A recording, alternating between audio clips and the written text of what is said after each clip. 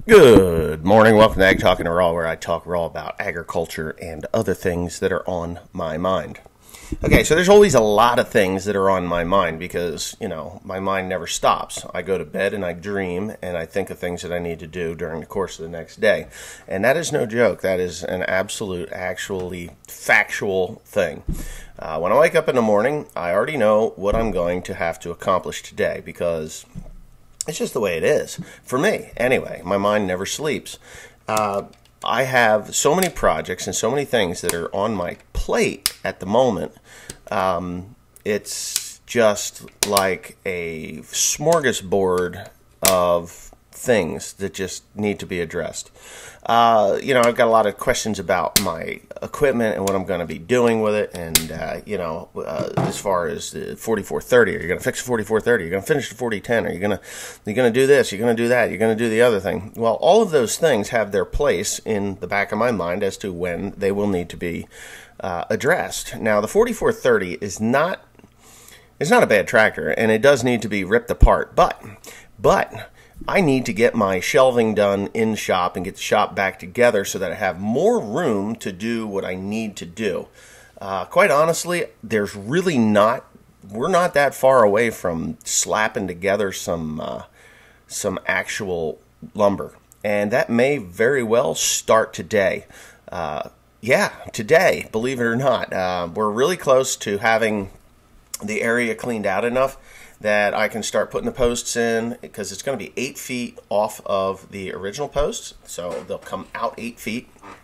And I'm talking, if you're not subscribed to One Only Farmer, then you don't know what the hell I'm talking about, but this is within my shop. So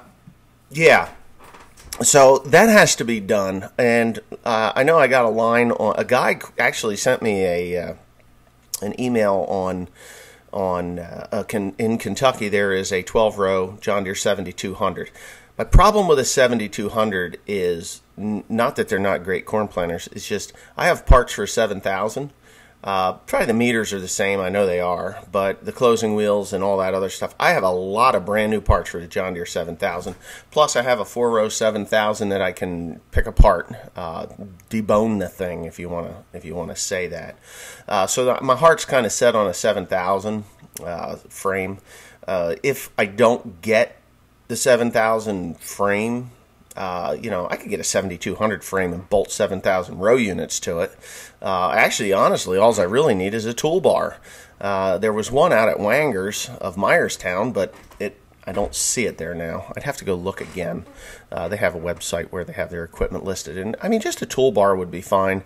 There's another John Deere 7000 down the road. It's a 4-row corn planter. It's been sitting inside for a century, so I would probably just go down and purchase that as well. I think I could give about $1,500 for it and it'd be good to go.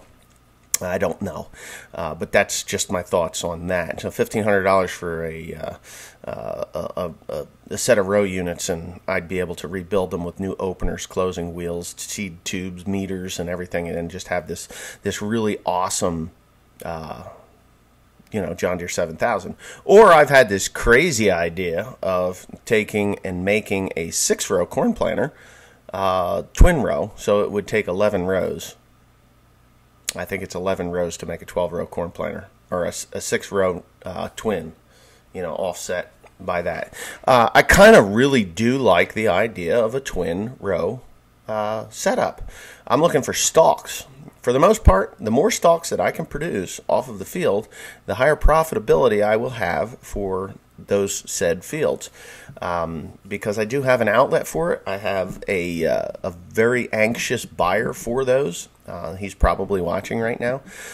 So I don't know. I'm thinking that maybe if I could come up with a toolbar, or whether I can build a twin row planter. And it's not that difficult to do something like that, because honestly, I have the wheels. The wheels are there from the 7000, and I don't need markers because we have the eye in the sky that will keep us running straight. So Yeah, I don't know. I'm thinking that I possibly could do that pretty easily. People will look at me like, "What are you, fucking crazy?" But I am slightly off kilter, and it's okay. I'll admit it. Even the tongue for that 7,000 that I have on the 4-row corn planter, it will work. It will work out just fine. I don't think I need any extra length. I just make my headlands a little wider, that's all. So instead of going around, 3 times, because that's what I always did with the 4-row corn planter, I would just go around it twice or even 3 times. If I went 3 times around the field with a 6-row planter, or 6 double, which would be a 11-row, but whatever, I think I could probably actually get this corn doubled up, like that. And if I go in 6, 12, 18 rows on the outside, it would work out much better on the headlands, And of course, that would be playing it by ear with some of the smaller fields, because I don't want huge field. I don't have huge fields. I just don't want small fields with 18 rows around, and then I only go back and forth 4 or 5 times because the damn field is so small. And the other thing with twin rows is deer are lazy animals, okay? So deer are very lazy animals. If there's an opening this wide, they'll go through. If there's an opening this wide, they'll go through. But they really don't like forcing their way through stuff. They hate it. So the more outside rounds you put around a field, and I'm giving you some education on deer. If you've got a deer problem, the best thing that you can do is actually put more outside rounds on, So instead of doing a 4, 8, 12, go to 16 or 18 if you're running a 4-row corn planter. Because they don't want to work their way through unless there's a gap. So keep the rows, population's up around 32,000. With a twin row, 32,000, they're going to be staggered, so they're going to have to really wiggle their way in. I do have a neighbor up the road. He's got a Great Plains twin row planter, and I didn't see any deer damage whatsoever on his field. So that's a great idea. Gabe Sipos is his name, and he farms just a few short miles away. He probably did have some deer damage on some of his back fields, but everything up front, man, picket fences and beautiful, beautiful, beautiful. And he had a lot of stalk trash there. I really wanted to buy his stalks. I should probably go over and see if he wants to still sell them. I do have an outlet for them. I'd buy them off of him. Yeah, something like that. But yeah, my whole plan here on this coming year is to get this corn in the ground as quickly as possible because I've got a lot on my plate. We're going to be burning fertilizer onto the ground. We're going to be putting corn into the ground. We're also going to be working all that. We're putting compost down. Can't do any of the compost application until it dries out. And I really don't want to put the compost on the corn ground until it's close to chisel plow time, plow time, dry enough to plow it in. For the simple reason, it's very important to keep the tea from the compost. If you run that, if you put it out on the ground and it rains and the tea runs off, goes down the ditch, you've lost astronomical amounts of nutrition. So that's not something I want to do. I did spread some of it this winter on the frozen ground, and yes, it went on beautifully, but we've had 12 inches of rain we've had 12 inches of rain in the last 2 months. Not even 2 months. It's not March yet. We've had 12 inches of freaking rain. It's disgusting. No snow. See, snow's funny. As it melts, it slowly seeps into the ground. That's why after the snow melts off, it's always muddier than if you actually had an inch of rain. Because if you have an inch of rain, it just runs away. But snow melts over 2 or 3 or 4 days in warm weather. And nothing runs off with snow. A lot less runs off with snow. So anyways, that's just the way that seems to work. Here in New Jersey, we do have some heavy clay soils. So you kind of got to be careful as to what you're doing. Working on a new piece of ground. It's 100 acres more. I'm trying to get that. There's 2 other farms that I'm trying to get.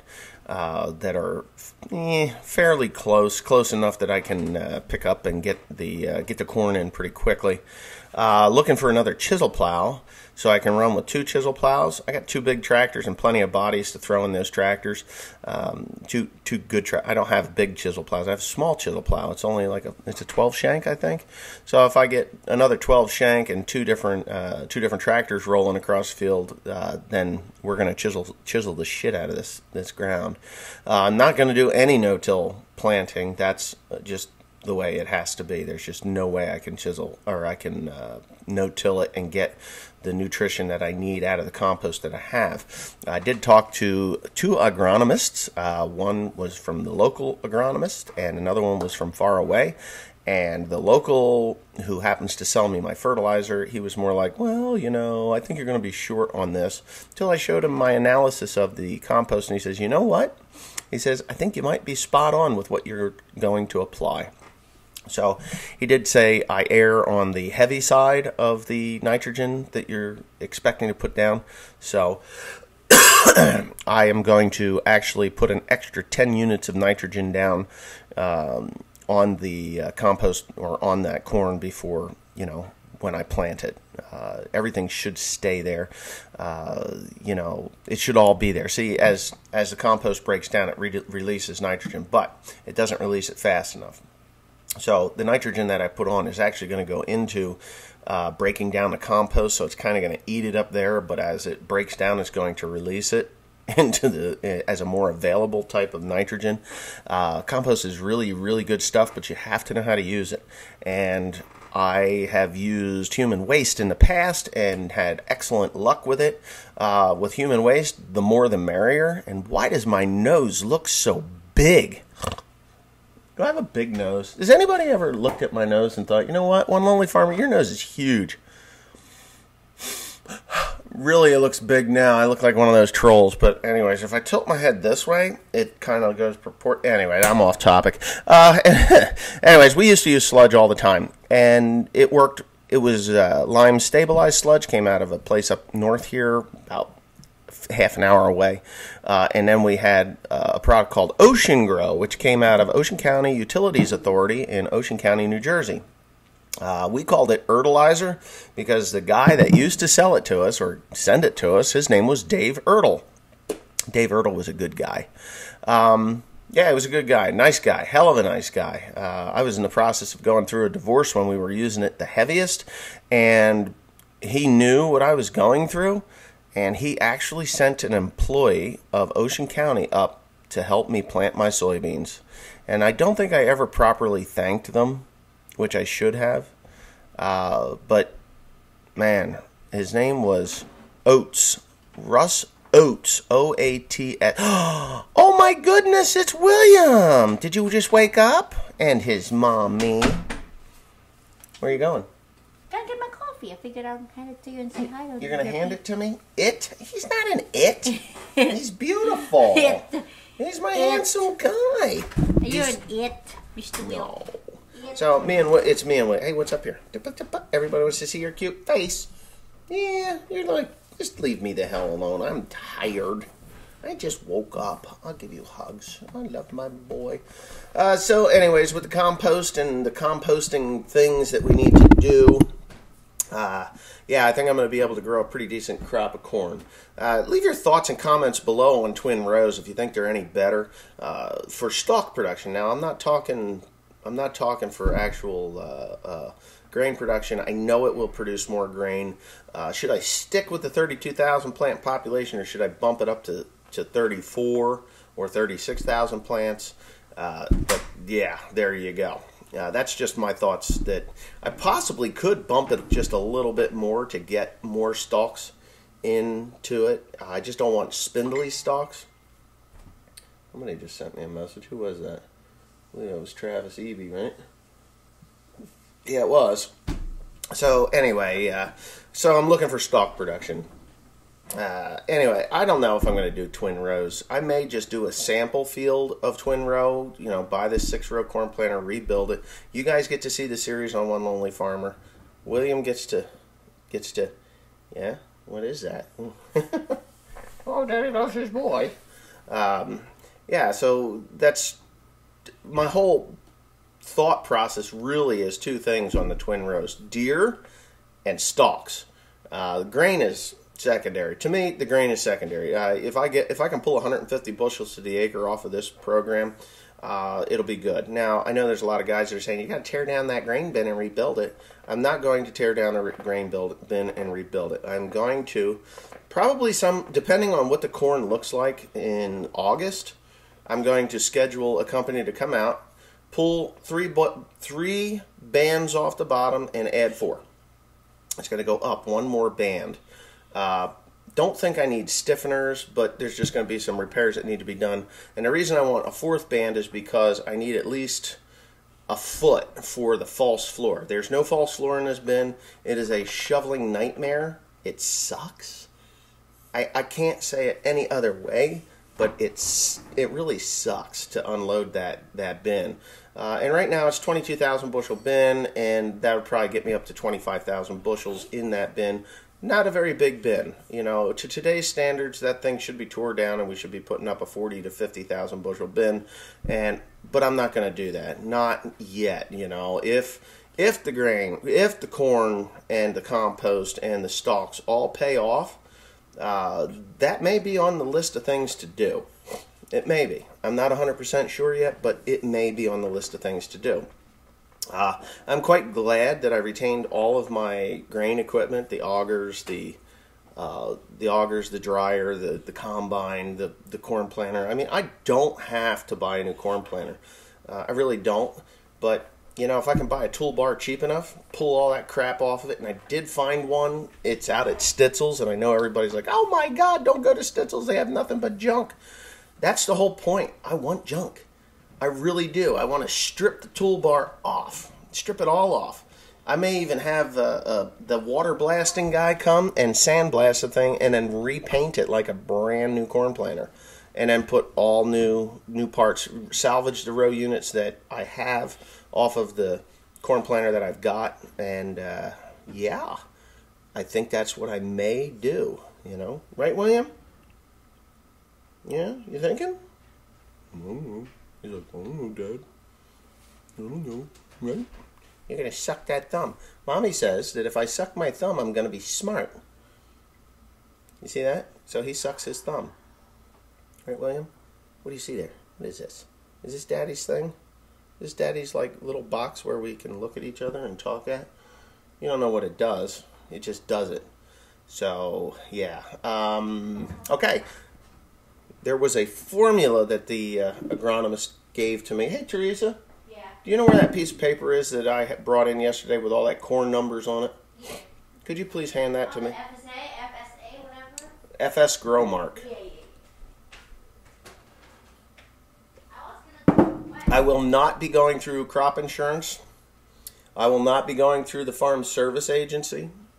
William is learning the proper government hand gesture for the GOVT. They can just sit and spin for all I care. I am a farmer. I will farm on my own terms. If I need the government to bail me out, then I shouldn't even be in this business. Thank you. You didn't see that, did you? Something about farm. Okay, so this is the 2019... You going to read that out loud? You can. Okay, 2019 corn projected costs. That's what it says right there. Now, he told me that this is retail pricing and that I will get a cheaper price because, I don't know, I'm a customer that buys their stuff. Uh-oh, here comes Mommy. All right, this will be probably better for me to do anyway. Not that I don't love holding the little guy. It's just he's a distraction because I love him so much. I love his mother too, but she won't sit on my lap while, I'm doing one of these things. She used to sit on my lap a lot, but, now she's got William and he's getting heavy.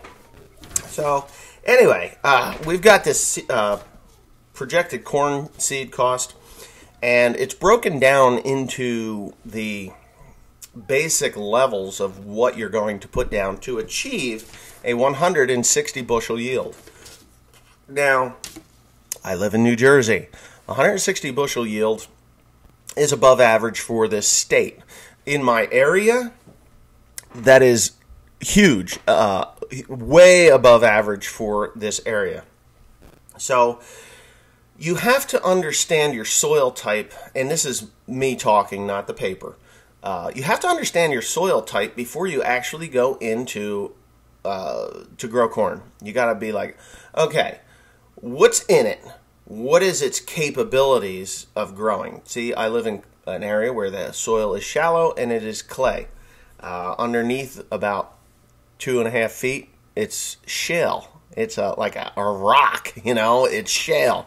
Anybody from the Midwest would look at this ground and say, what are you, fucking crazy? That is a disaster waiting to happen if you put any kind of seed in the ground. And that's just the God's honest truth. Because, quite honestly, I've seen farms just west of here, and I call it idiot-proof ground. Now, you get out into the Midwest, and there's marginal soils out there too, but when you get into that honey-eyed, that real honey-type ground, where any idiot could just throw seed out there and grow a crop. There are areas like that. There's right to my north in Warren County, New Jersey, idiot-proof ground. Honest to Pete, there is just no way you can fail there. We've had years that our corn was miserable. It had a cold start, didn't come out of the ground. Poor thing is like struggling to come up through the ground. And they had the exact same weather that we had, but it pops up in 3 days and runs like a raped ape. Same fertilizer program, same pH, same. The only difference is that the soil is different. It is a sandier soil. It is deeper. I mean, you can dig 12 feet there and not even hit a rock in some of those places. But there are rocks up there. They're about EA big and they fuck shit up. But down below, there's nothing there. It's just more rock. It's like a gravel. It come down from the glaciers. They're glacial gravel that got dropped there from the glaciers. From millions of years ago. Yes, more than 2,000 years we have been on this planet. More than 5,000 years we've been on this planet. So it's millions of years old, and that's what that stuff is in my share field. Anyway, with that being said, seed population, and it's non-specific. My foot itches. Non-specific. Seed population of 32,000 plants to the acre. That's going to cost $111.60. That is what the paper says. Planter fertilizer. You're going to put in the planter 150 in the row, is what they're saying. In the row, 150 pounds of triple 13 with MESZ. Yep. MESZ. Tender delivery is going to be $1.50 an acre. Okay, whatever. You got to get your fertilizer there somehow, and bags are expensive. So there you go. Or, whatever. However you're going to do it. You can go up with a tank of your own or whatnot. Then you have broadcast fertilizer. Now, broadcast fertilizer, they're going with a 1540-60. So, and that is going, well, did I say what the 150? Yeah, MESZ, it's $38 an acre plus $1.50 for the tender, for the planter fertilizer. Broadcast fertilizer, now you got to throw more on top, over the top.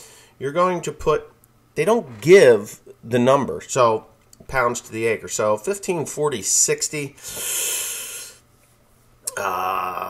yeah, 1540-60, so that's going to be something like 200 pounds, I would think. That's going to cost you $47.40 an acre, and it's going to be $9.50 to apply that, if they apply it. And the lights went out. Yeah, spray pre-emergence, you're going to use, yeah, wow. Spray pre-emergence, 65,0020 gallons to the acre. All right, that's 30%. So 20 gallons to the acre. You're gonna have 65 units of nitrogen in the pre-emergence spray. So if you haven't noticed, we're getting an awful lot of nitrogen put on here.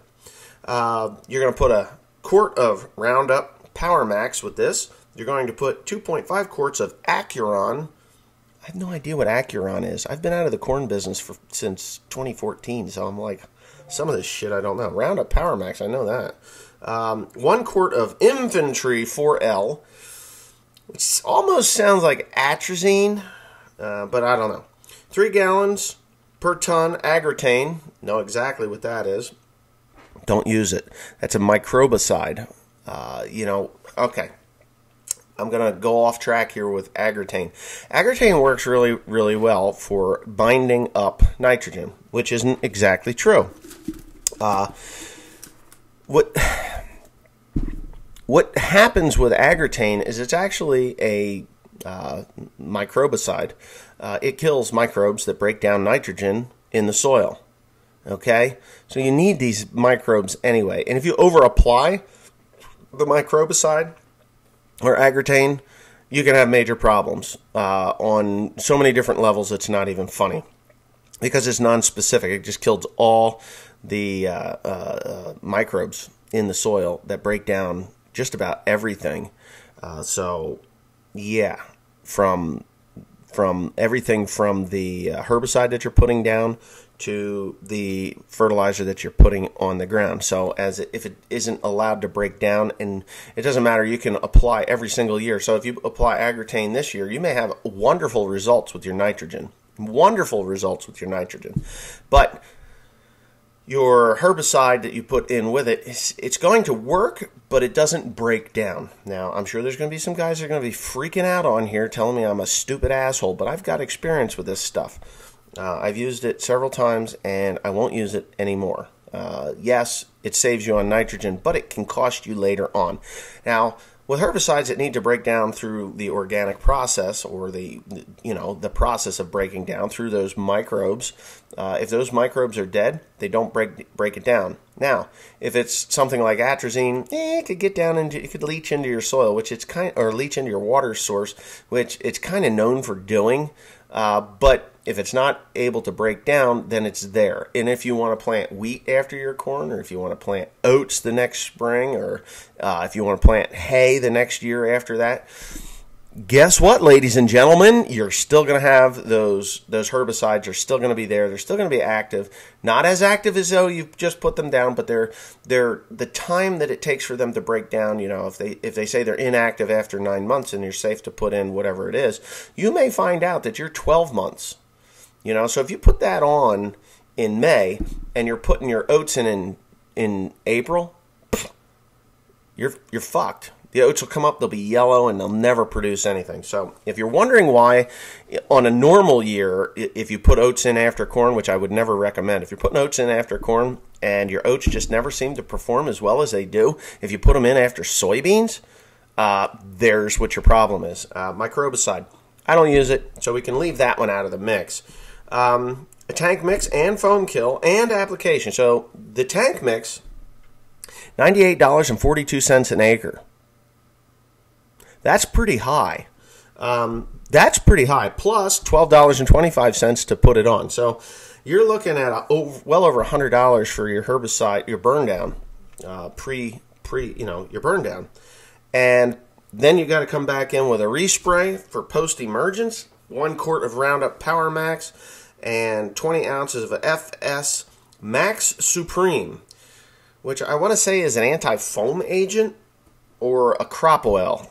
I don't know. Max Supreme. I'm going to guarantee that that's probably a crop oil.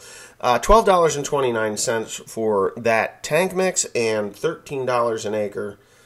$12.29 an acre for that tank mix and $13.25 to apply it per acre. So you're looking at $25.50. $25.50 on the second trip over. $25.50. So you're closing in on $150 in herbicide application when you're only putting $111 worth of seed in the ground. Wow. Oh, wait. We're not done yet. Here we go. 80-00-17, because you got to have sulfur, with Agritane Advanced put in it. So that Agritane gets mixed onto the prills of the urea. So when it hits the ground, every spot that it hits the ground, that microbicide actually kills that little area there. So if your prills are 2 to 3 inches apart, it makes a little circumference around it. And then the microbes have to, after the rain comes, and it has to rework its way over to that nitrogen as it dissolves out, and then boom, it starts to work again. I'm telling you, I'm not an agronomist. Believe me, I'm not an agronomist. If I wanted to save, have nitrogen that was there when I did top dress or side dress, they're calling it side dress. I always called it a top dress. I would use ammonium sulfate because you're getting your sulfur already, okay? So you got ammonium sulfate or ammonium nitrate. Ammonium nitrate has a positive charge. A positive charge sticks to the soil. Same thing with ammonium sulfate. So if you have a positive charged prill of fertilizer, it sticks to the negative because opposites attract. It's like opposites attract with men and women. You can have some high maintenance broad that wears Armani whatever the hell it is in Louis Vuitton bags, and a lowly farmer like myself. And we are attracted to one another because she likes that dirty rugged guy, and the dirty, rugged guy likes that fine, refined young lady, and opposites attract, just like positive, negative. So ammonium nitrate, yes, it's hard to get, but you can get it. All you got to do is pass that background check. And you need the ammonium sulfate, which gives you the sulfur already. Or you could put drop nozzles on your sprayer and drop in liquid, 32%, down onto that ground below the leaves. Yes, it's going to burn the lower leaves. Yes, it's going to look like the end of the world is happening to your cornfield at the end rows. But liquid nitrogen, after it is canopied, it's there. Liquid nitrogen, 32% uran, is a combination of urea, ammonium nitrate, and water. That's what it is. Now, you can get sulfur infused if you really want the sulfur. I strongly recommend the sulfur. All right, so that's 217 pounds to the acre, 1/3 urea, 1/3 ESN, 1/3 AMS.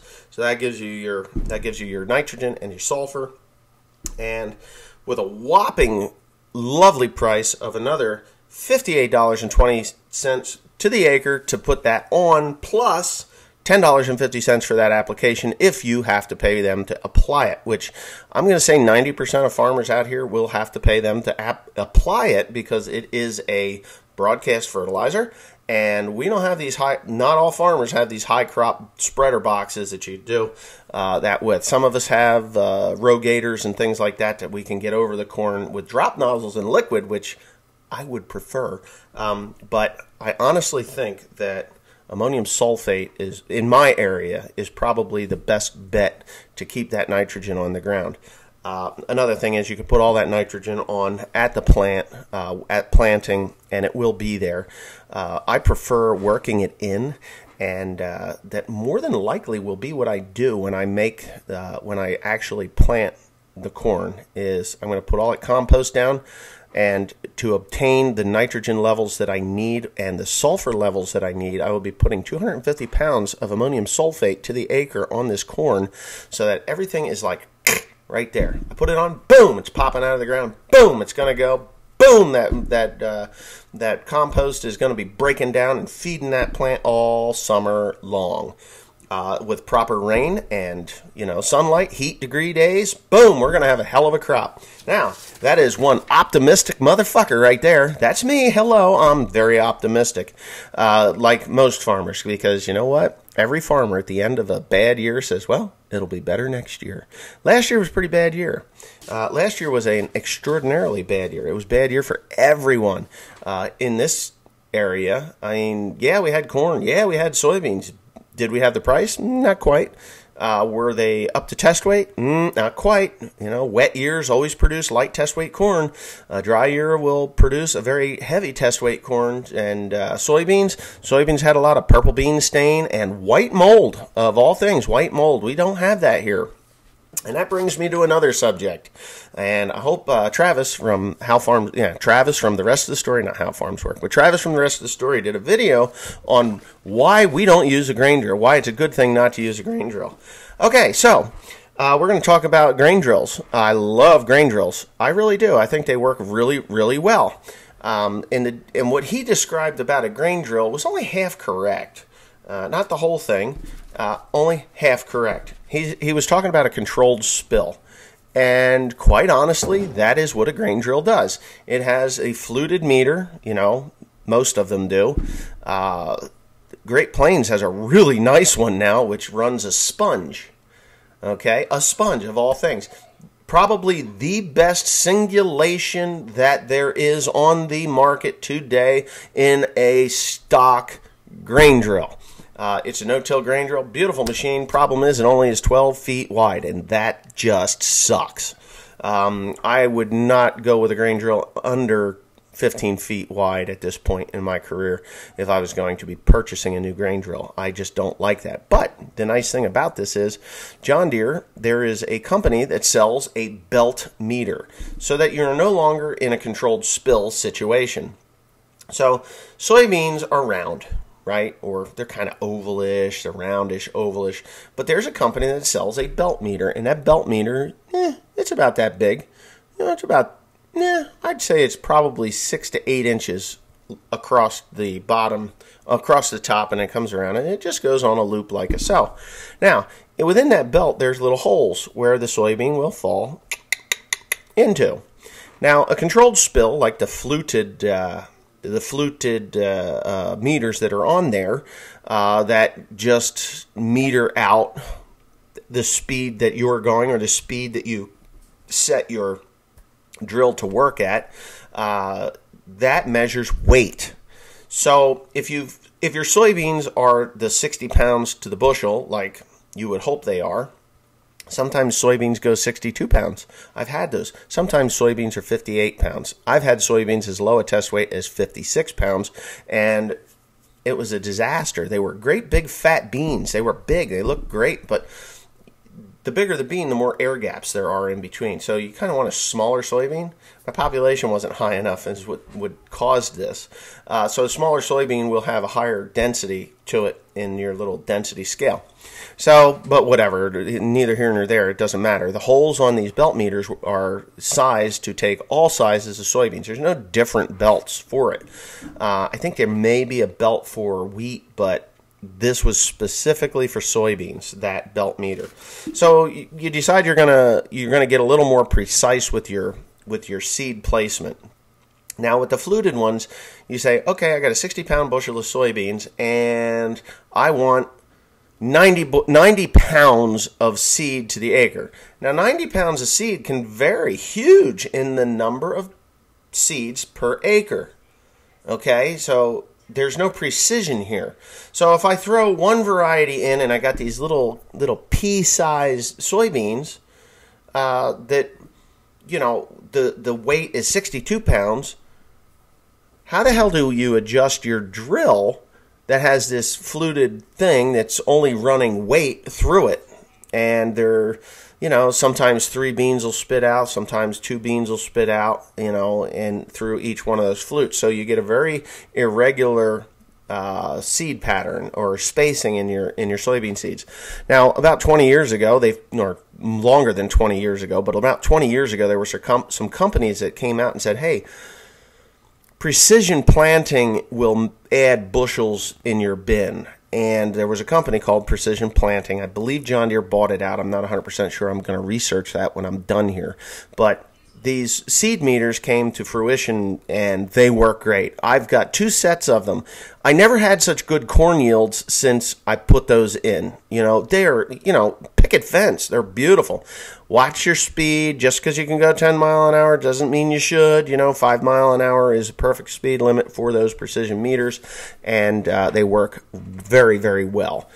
So there you go. So a little later, people decided that, hey, you know what? We can use a bean planter over a grain drill because we get good singulation we get better singulation and more precise seed placement through the bean planter or the bean cups in your corn planter than you do with a grain drill. Now, there's guys that block off every other one, which leaves a 15-inch row because there's 7.5-inch spacings on a John Deere 7000 or John Deere 750 grain drill, and the 1560 and 1590s are all 7.5-inch spacings. I do believe you can order them with 10-inch spacings, but that would be a special order, and I don't think you'd sell that thing for as much money as you would for a 7.5-inch spaced one because everybody likes to put wheat in at 7.5 inches.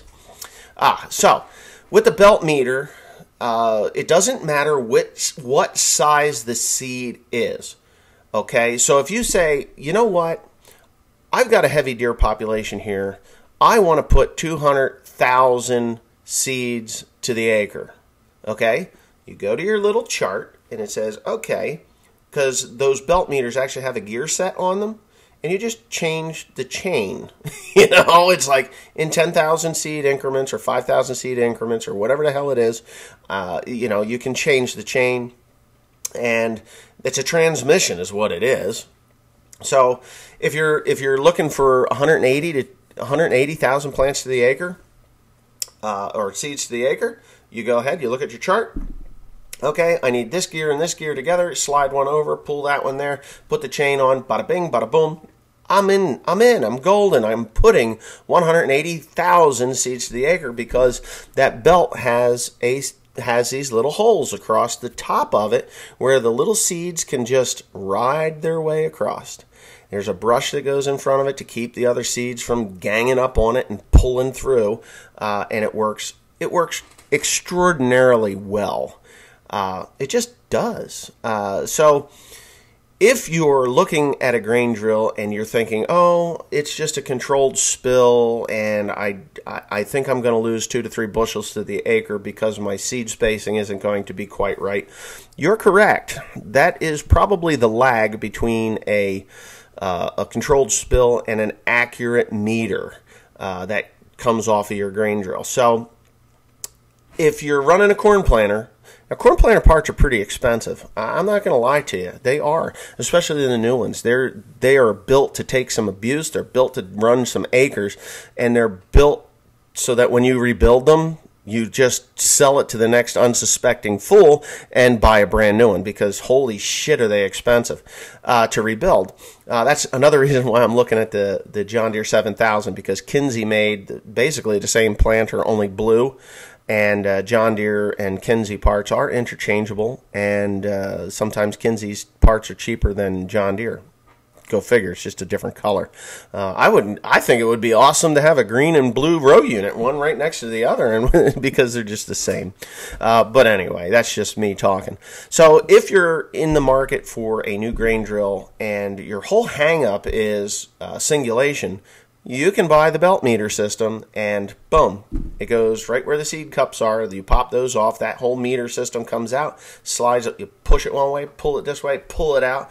You do the same exact thing, you put it all back together again, bada bing, bada boom. You've got a belt meter. You are able to put down exactly what you want, when you want it, and where you want it. Now, here in the east, we have a deer problem, so 15-inch rows are just not going to work here. Deer will just go along and pop, pop, pop, pop, pop, walk down the rows, doesn't matter. You want to make that as jungle as you can get. We don't have the problems with white mold that they did out in the Midwest a few years ago, which caused them to sell their grain drills. So their grain drills are gone. I wouldn't be afraid to... I would not be afraid in the Midwest to put a belt meter on and have that singulation block off every other row, because in the little handbook that you get with your belt meters, it is set up for 7.5-inch or 15-inch rows, and if you want to put 180,000 seeds to the acre on a 7.5-inch row or the 15-inch rows, you just go into the book and it gives you the gear chart, how many teeth are on this gear, and you throw the chain over that one, and now you're putting that same 180,000 plants to the acre or 200,000 plants to the acre, seeds to the acre, in 15-inch rows versus 7.5. Now, if you're going to do it from the factory in the controlled spill fluted meter deal, you're going to have a hard time, because just because you're blocking off the every other row doesn't mean that you just double the rate, because it doesn't work that way. It just doesn't work that way, because when you're running, say, 90 pounds to the acre, you're only open like 3/4 of an inch, and depending on the seed size, because you got to have the seed size chart, there's a little gate on the John Deeres that have 3 little positions, and you can either open for bigger seed, you want to open that up. For the smallest seed, you want to close it up. You're still not getting the singulation you want, and you're still not going to be very accurate. You have to go and plant 10 or 15 acres before you realize, okay, this field is a known 15 acres, and now I've put my 15 acres worth of seed in there, and one side has ran out faster than the other side. What the F is going on here? Why is this working? Then you make the adjustments, you write it down in your book, and then you change varieties, and the whole thing is shot to shit. You're like, ah! You pull your hair out. So Travis is right there with that controlled spill thing, but they do make products that, and I don't know the name of it. I always thought that it was precision belt meters that you could put on. I don't remember the name of the company. Honestly, I know the guys that had the thing, and they were in love with it. They said, you know what, this is the best bean yields we've ever had because we changed to the belt meters. They were at 15-inch spacings. They went back to 7.5 because of deer damage, and they just were so much happier with their yield and their stands there. A few years back, we had seed salesmen come in and say, you only need to put 50 pounds to the acre of soybean seed to get a good crop. Well, maybe at that point when the seed was really small, that you got 50 pounds to the acre, but when the seed got bigger and you're still putting 50 pounds to the acre, and you're actually only putting half the plants to the acre that you would normally do through the controlled spill side of it, there's a lot of guys that were so pissed off about that they would never listen to the seed salesman again. But again, I did that one year. The guy comes in, he says, "Oh yeah, just put 50 pounds to the acre of this stuff, and you'll have great yields. You'll be at 50 bushels to the acre, and life will be good. You got rainbows and unicorns floating around the outside of your fields, and life is going to be perfect. Blah blah blah blah blah blah blah blah." Soybeans need sulfur. That's another thing. So guys, you got to understand that they took the sulfur out of diesel fuel. We don't have it anymore. Buy sulfur. Sulfur is a cheap. Well, it's not cheap because we got to buy it now. It used to come for free. When they burned coal and diesel fuel with sulfur full of it, then yeah, you had sulfur and diesel fuel. Sulfur from diesel fuel and coal, but nobody wants to burn coal, and nobody gets sulfur diesel fuel. So there's that issue. But anyways, put sulfur down with your soybeans. I again would recommend ammonium sulfate because, believe it or not, soybeans need nitrogen to get going. If soybeans have nitrogen to get going, then they are growing quite vigorously until they set on their own nodules, and the nodules get started producing nitrogen for themselves. There is a lull. So if you've ever watched a field of soybeans grow, they kind of pop up out of the ground pretty quickly, and they're like, "Hi, I'm here," and then they kind of unfold their leaves, and then they grow about 3 or 4 inches, and then they're like, "Huh, well, this sun is nice. My feet are kind of hungry. I don't have anything here to." Maybe I'll just kind of lag here for about 7 to 10 days, and just grow a little bit until my roots spread out a little bit, because I gotta put my energy into my roots to find more nutrients so that I can actually put a top on. Throw some nitrogen on your soybeans, dude. A little bit of nitrogen, a little bit of sulfur, ammonium sulfate. Yes, ammonium sulfate. Yes. Try it. It'll work. Especially if you have high calcium soils. Ammonium sulfate really works well for that. Works really well. If you have acidic soil, throw some calcium on and ammonium sulfate. So whatever. Ag Talking to Raw is Ag Today. But anyway, soybeans. Don't fall for gimmicks on soybeans. There's plenty of gimmicks out there. Put our Wonder Powder on your beans and gain 5 bushels to the acre. A lot of the times it's a micronutrient, and you can put that on when you spray your Roundup or your Liberty Ignite herbicides over top of it. Go find yourself a sprayable micronutrient pack, and you dump that right into your premix of herbicides that you're going to be putting down on over the top, because if you're working your ground and you need you got a residual, you're going to put that on before you plant, but you're going to come back in to recover if you get foxtail or any of these weird weeds like giant ragweed and mare's tail and who the hell knows cocklebur. You're going to need Roundup and stuff. So put a micronutrient in with your spray and hit it. Because most of those Wonder Powders that you put in on your seed, They'll rot your grain drill out. They're hard to breathe.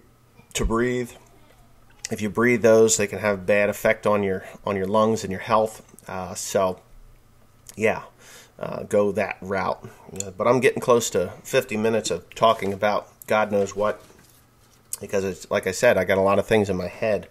I hope this was helpful to you, and here's the cost. I'm hoping that you all can see what they've projected.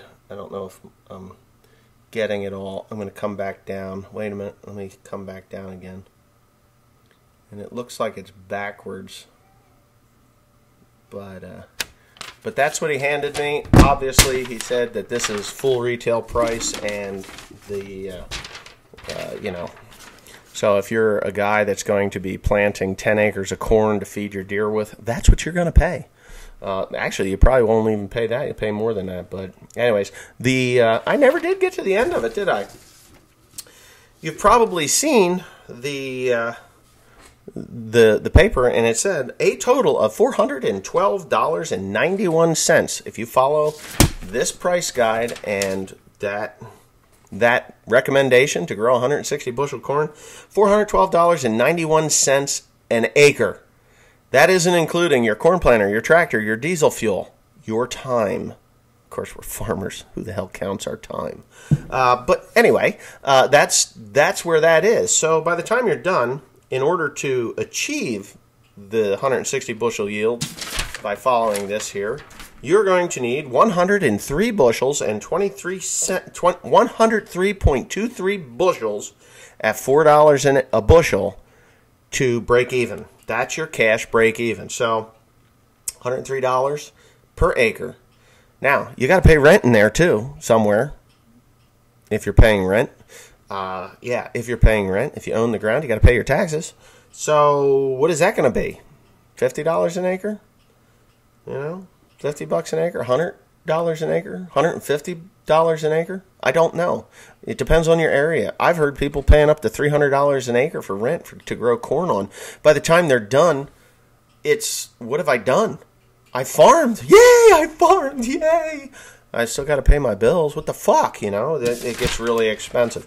So I watched Millennial Farmer, and you gotta watch that. He did an interview with his father, and in the end of that interview, they talked about giving up ground because good years you get $50 an acre. You'll get $50 an acre, but in a marginal to bad year, there's just break even or loss. Now a lot of guys don't. They're like, well. So I lost money on that farm, but I made really good money on this farm, so I average it together. Okay, so you average it together. Do you want to average your income together? Like, oh, I lost $70 an acre over here, but I made $140 over here, so I made $70 over the average. Well, the reality is, if you never put that in, you'd have made $140.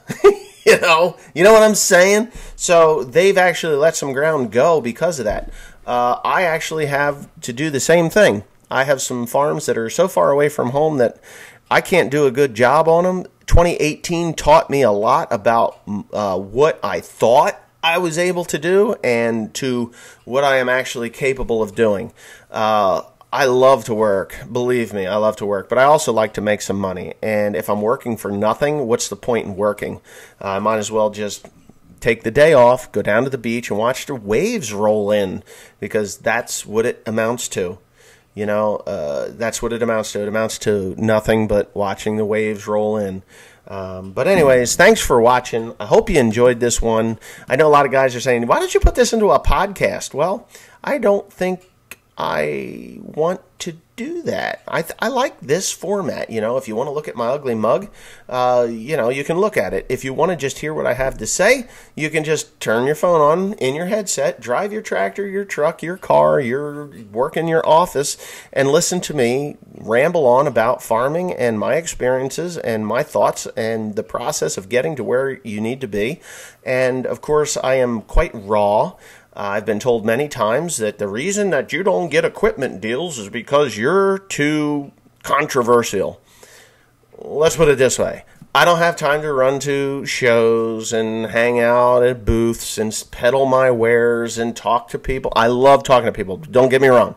I would love to talk to people. I just don't have time to do it. I've been asked many times, how do you have time to run 2 shows? Like, well, one show is only twice a week, and the other one is when I feel like I should put it up, which is every day, because I just love my job. I love what I do. It's my outlet. It's my therapy. I can come on here and talk to you people and feel better about myself when I walk out the door. I walk out the door and I was like, I already know what I'm going to do for today, and I don't know what I'm going to talk about when I turn this camera on, but I'm going to talk. And I know people listen because there's 11,048 of you that have subscribed to me to listen to it. And for the most part, about 2/3 of you watch this and listen to this. The new corn planter title, well, holy shit.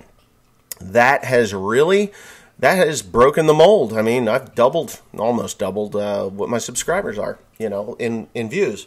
So there's people that are looking at this, and I gained some subscribers from that. Even though Gobble My Balls only added like 200 subscribers in the last, 3 months, which is ridiculous. But Gobble My Balls is just Gobble My Balls, and they can do so. Oh, and that brings me to a guy. I was reading the news, and this guy was dipping his testicles in salsa because the people that ordered the food that he was delivering only tipped him 89 cents. 89 cents! So he drops trowel, takes the salsa, dangles his berries in it, and gives it to him.